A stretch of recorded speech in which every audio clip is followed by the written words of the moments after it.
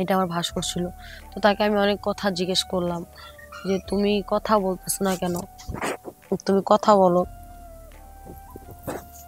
তো আমি তো সে তো ছিল না, সে তো আমার জামাই ছিল না, আমার ভাসুর ছিল।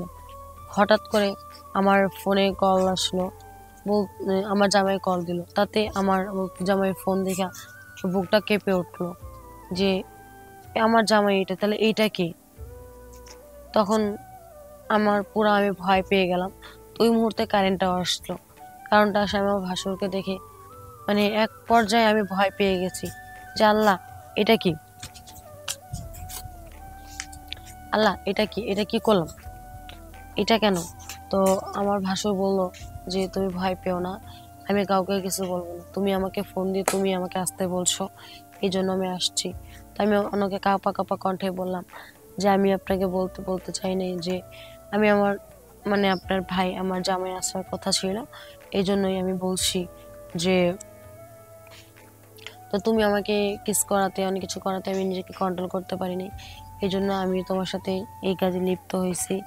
তো কিছুক্ষণের মধ্যে আমার জামাই আমার ফোন দিয়ে বলল যে, আমার আসতে আরো ৪৫ থেকে ৫০ মিনিট লাগবে। আমার ভয়ে আমি বুক কাঁপতে, কাঁপতে আমি বলি যে, "হায় আল্লাহ! এটা আমি কি ভুল করলাম?"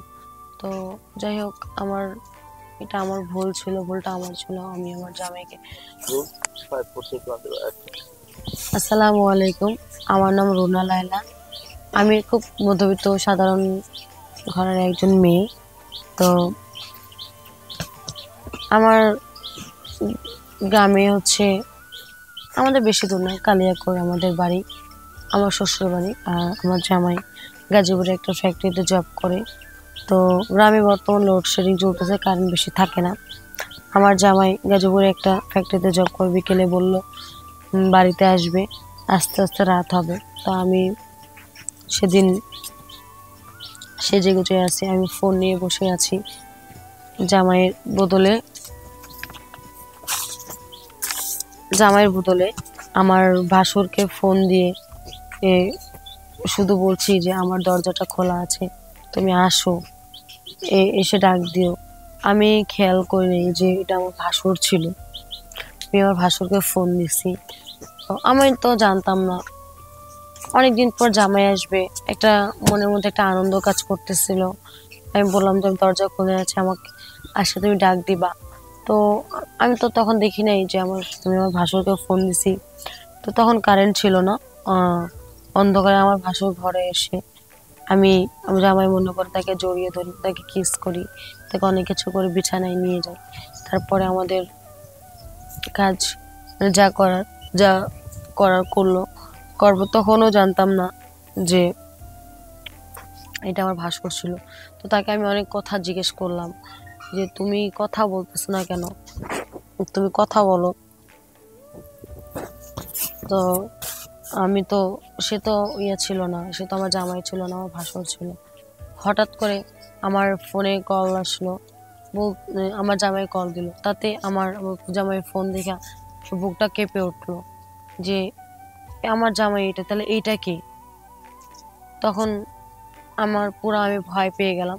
তো ওই মুহূর্তে কারেন্টটাও আসলো।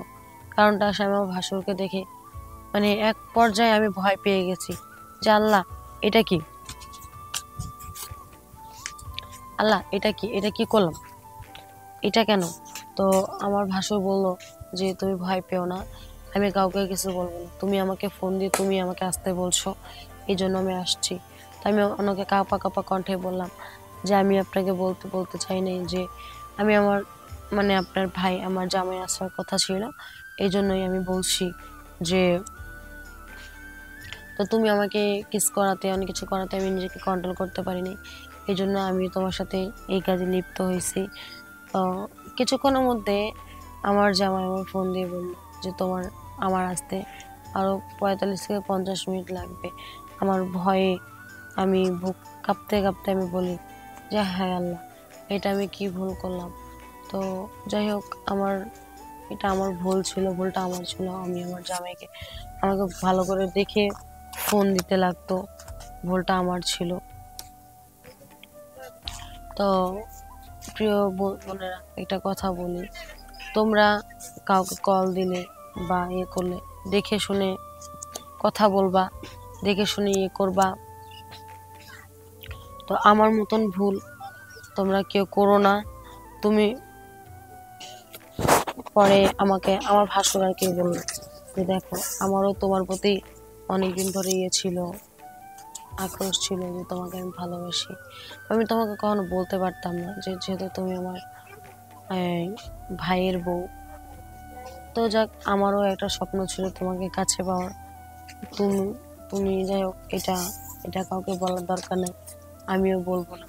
সারা জীবন আমি আমার হাজবেন্ডের কাছে একটা অপরাধী রয়ে গেলাম। আমি না পারি সইতে, না পারি কইতে, না পারি কিছু করতে। তা আমি যে এটা করছি এটা অবশ্যই আমার ভুল ছিল। তো বোনেরা, তোমাদের উদ্দেশ্যে একটা কথা বলি, তোমরা আমার মতন এমন ভুল করো না। আমি যা করছি, আমি যা করছি তার জন্য আমি অনুতপ্ত। আমি আসলে এটা বুঝতে পারিনি। আসলে জামাই আসলে একটা এক্সপিরিয়েন্স থাকে অন্যরকম। তো যাই হোক,